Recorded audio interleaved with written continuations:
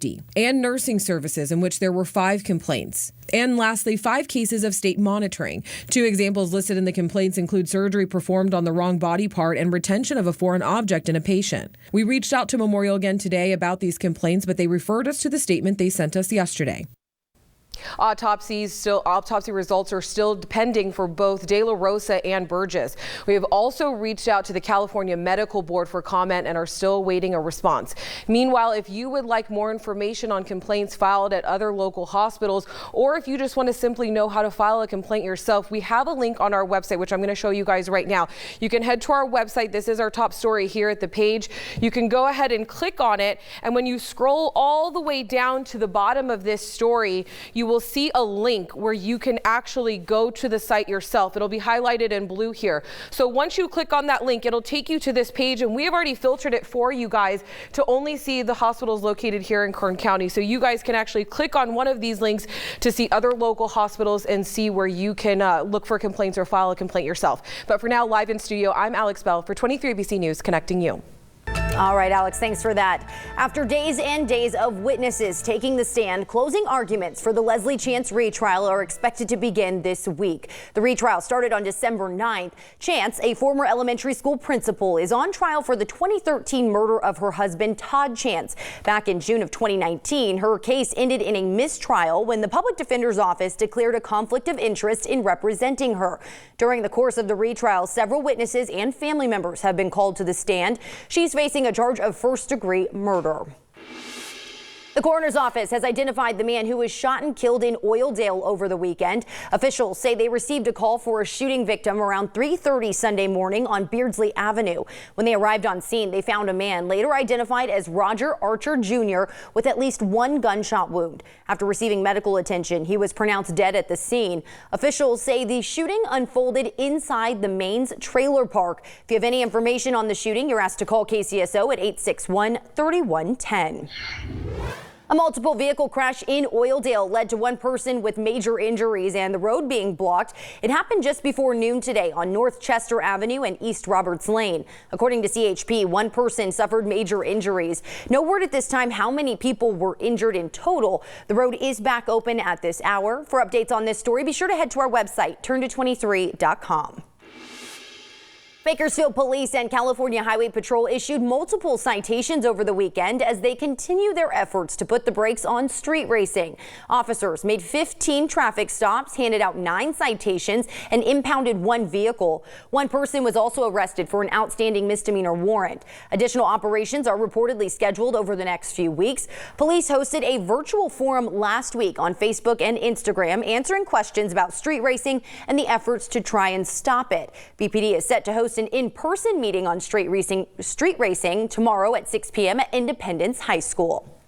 Well, it was a very cloudy start to your Martin Luther King Jr. holiday. We were seeing a bit of sunshine as we headed into the afternoon hours, but what we are tracking at this hour is a very weak system that is pushing onshore. Most of that is going to be north of the county, but right now some of those clouds here in Bakersfield actually could be holding some rain, but not a lot is going to be falling. We are going to be seeing the chance for some very light sprinkles as we head into the evening hours, but the valley is holding on to those low 50s right now.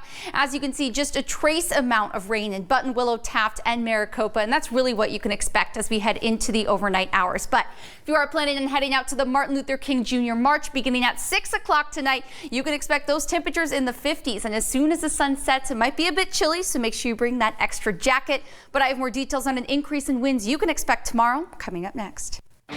We turn now to the historic week in the impeachment of President Trump. The trial set to essentially begin tomorrow. The president this past weekend continued to blast Democrats for impeaching him as his legal team previewing their defense and legal strategy. ABC's Serena Marshall has more from Washington. On the eve of the president's impeachment trial, the House managers in charge of prosecuting the case crossing the Capitol to check out the turf they'll be arguing their case on. Tight-lipped as the legal back and forth already underway. The president's team of 9 lawyers outlining the arguments they'll make at the trial in a 170-page legal brief. stating that the president did nothing wrong, did not commit a crime, and that even the Democrats' argument of abuse of power does not rise to an impeachable offense. And therefore, there is no valid reason for impeachment, something one of his lawyers argued over the weekend. Is it your position that President Trump should not be impeached, even if all the evidence and arguments laid out by the House are accepted as fact?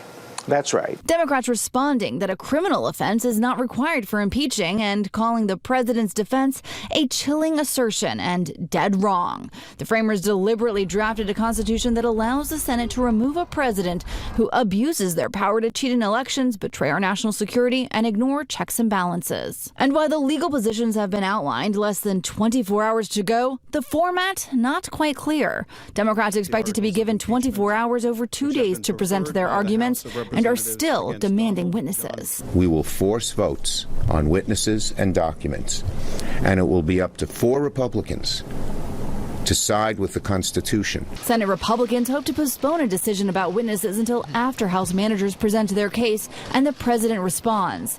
The president signaling his opposition to witnesses on Twitter, writing, "They didn't want John Bolton and others in the House. They were in too much of a rush. Now they want them all in the Senate. Not supposed to be that way." But Trump had blocked House Democrats' attempts to hear from administration officials, claiming immunity.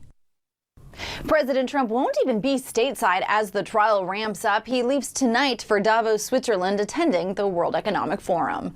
Serena Marshall, ABC News, Washington. There was a historic announcement on this Martin Luther King Jr. Day. The U.S. Navy honoring a sailor who overcame racism to become a hero during the attack on Pearl Harbor. He was the first African-American in U.S. history to receive the Navy Cross for Valor. This morning, he became the first African-American to have an aircraft carrier named in his honor.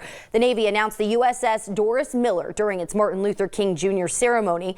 Despite his lack of training and Jim Crow laws that prevented him from even carrying a gun, Doris Miller risked his life to defend his ship and saved countless crewmen during the attacks. Miller, who was a cook at the time, ran above deck and took control of an abandoned machine gun, aiming for the sky and shooting down Japanese fighter planes. Doris Miller's actions contradicted the popular belief that blacks and whites could not serve together, that blacks could not perform in combat. His identity didn't become widely known until months later when a senior naval officer put in for Miller to receive a formal letter of commendation. But former President Franklin Roosevelt decided a letter simply